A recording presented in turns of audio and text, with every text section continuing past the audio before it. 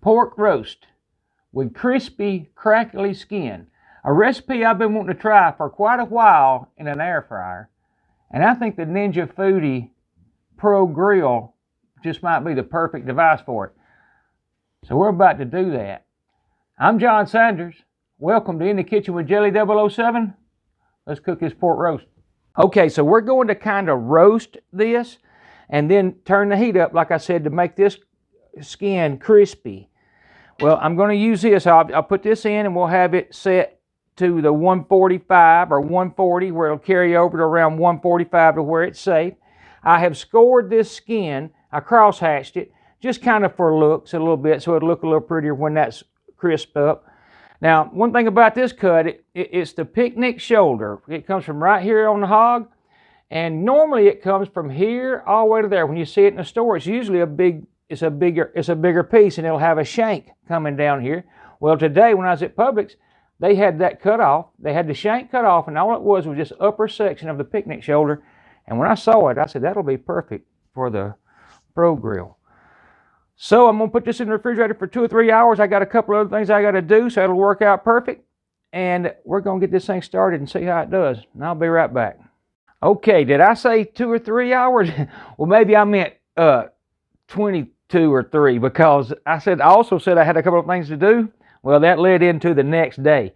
So it's been in there overnight for sure, uncovered. And it looks good. I've salted it. I sprayed it with olive oil. Now, the reason I'm using olive oil is I've never done a cook. I normally use avocado. Well, I've never done a cook like this with avocado. And I think the olive oil adds a little flavor, and I kind of know what to expect. So I thought I'd just use the normal. Well, the fact of the method I'm using to cook this and the fact that I'm using olive oil, I definitely want to do it outside because I don't know how bad it's going to smoke.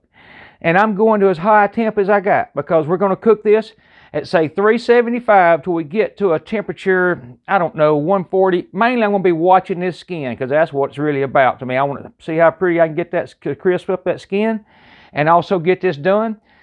So when it gets to where I think it's ready and the temps are right, I'm taking it to 510 on the grill feature. And we'll see how that works. If it starts giving problem, I'll change that. It's all look and feel right now, kind of making it up as we go a little bit. I'm just watching that skin. I want to see how it does. I'm excited. I think it's going to make a very pretty, great, crispy skin pork.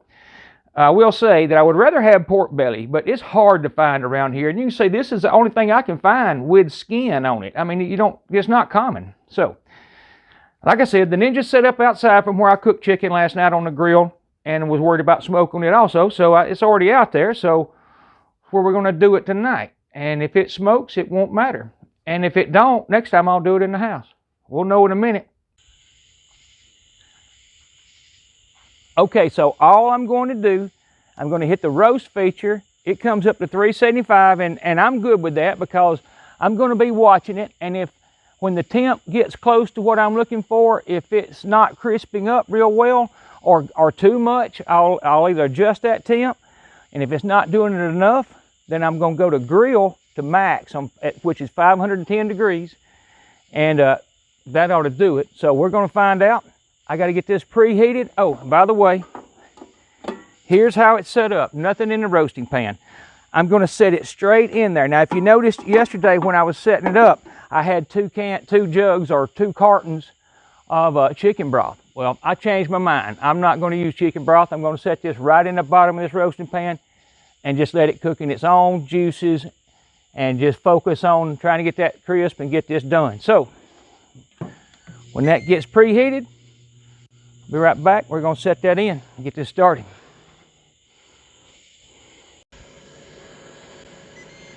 Okay, there is the add food light. So I'm going to spray the bottom of the pan. Probably doesn't need it. I mean, pork usually does all it needs to do on its own. We're going to plug this in right there.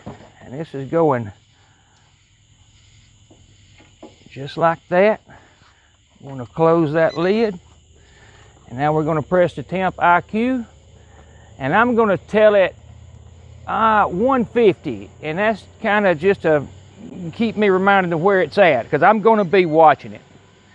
Anyhow, we'll let that go a little bit and I'll be right back. Okay, so we're getting really close to the temp. It's been in 1 hour and 35 minutes. Now, it came real close to being a fail, and here's why. 5.18 pounds. You can see that's what it weighed. Well, I say you can see it. I hope you can. 5.18 pounds. Well, that is absolute maximum. In fact, I'll never do a 5. From now on, 4 pounds. And the reason being, it was fine. And up just a few minutes ago, around 140, that roast started contracting. And it would push this lid up just a little bit and touching the screen. So a 4-pound roast would be, or you know, measured or whatever. But that's why I didn't use the rack, because it wouldn't close with the rack.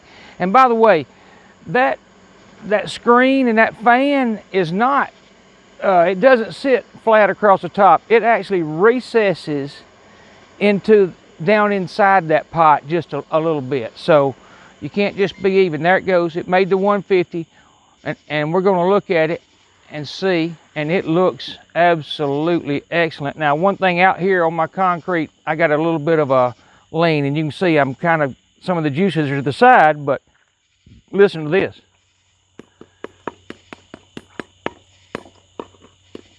I mean, I don't think it needs blasting anymore with the, I was going to put the max on, as I said. I just don't think it needs it. And I would be afraid to do it with it pretty much touching, let's see if you can see that.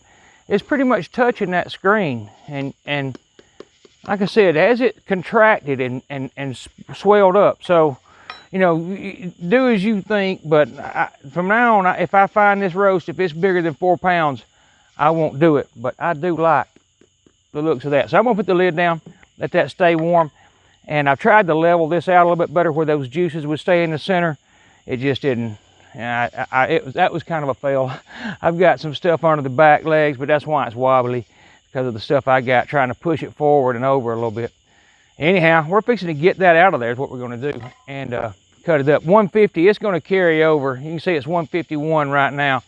It shouldn't have any problem carrying over to, well, we're already past what the USDA wants. So I'm going to get it out of there. We're going to cut this thing up, and I'll be right back.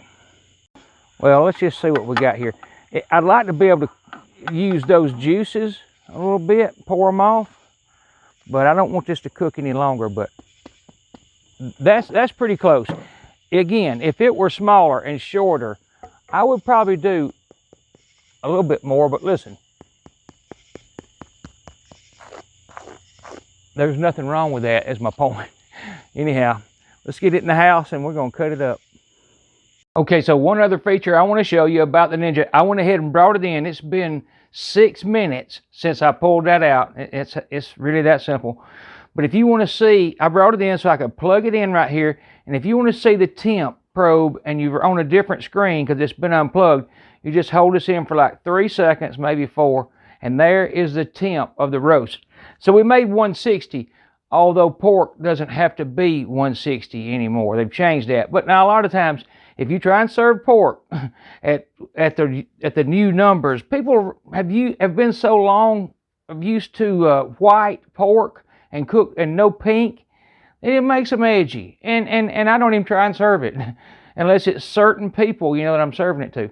But anyhow, again, here's my point. And that is without even going to that air crisp or that fan blowing on that. It means a bunch. That's my point. And I think as I tinker with this recipe and maybe do actually what I really want to do, and I'll do it before long, is pork belly. That's what's going to be really neat. Again, whatever size, in fact, let's see. Whatever size that is what pushes, it was pushing the screen up enough to turn it off. So, and that all happened right in the last 5 minutes. So I kind of scrambling to figure out what was happening. I thought it was this cable, but it wasn't. It was this coming up and touching. But if I looked at that straight across, that's 4 1/4 inches. So 4 1/4 inches is too much. And plus a 5-pound roast. I guess everything really, it don't matter what the weight is.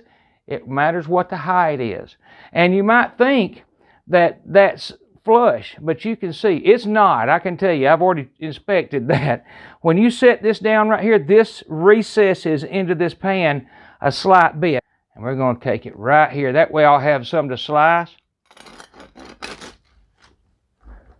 When I hit the bone, we're going to go around it. And it is still slightly pink right there, but let's see what it is. But it's plenty. It is what the USDA says is okay now. And you see it. There's 165, and that is straight on that pink. In fact, we'll go in from this way. And I don't know why I'm going this far with it. That's 162. That's even old numbers, which used to be 165. Well, there's nothing wrong with that. Now, people will think there is, and I promise you, you got to be serving this to certain people if you're going to show pink. Okay, so one of the only things I regret is not running audio when I cut these two slices. I mean, this skin right here is what I was trying to get. It is. And I really think I can improve on that. When I find a pork belly, it's going to be off the chain with that device. It really is. I mean, that's the perfect method. I can't wait to try it. I'll get it that. I'll show you this right here. In fact, let's cut a piece off where you can see. In fact, the pink has already gone away. Now, it's probably been another 10 minutes at least. And the pink that was there has gone away.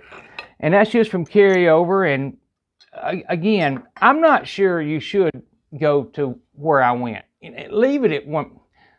Well, if you know your people better than me, but if you can leave it at 145 and let it carry, or even 140 and let it carry, that's what pork is way better at. There's nothing wrong with this though. I've already ate a piece. It's not dry by any, whoops, I kicked the camera. It's not dry by any means. What it is excellent. It really is. That skin is all, you get the chicharron if you ever had it. I mean, an excellent dish in a lot of places. And I love it. And the flavor of that pork right there, in fact, I'm going to cut that a little better, but the flavor of that pork right there is absolutely fantastic. And I ain't got to keep saying this. You can see it. And if you like pork roast, there's nothing wrong with a picnic cooked that way. I rarely cook a picnic. Usually I do Boston butts, which is just one cut above higher on the hog. And I normally do those. But there's nothing wrong with a picnic if you can get it with the skin on and do this.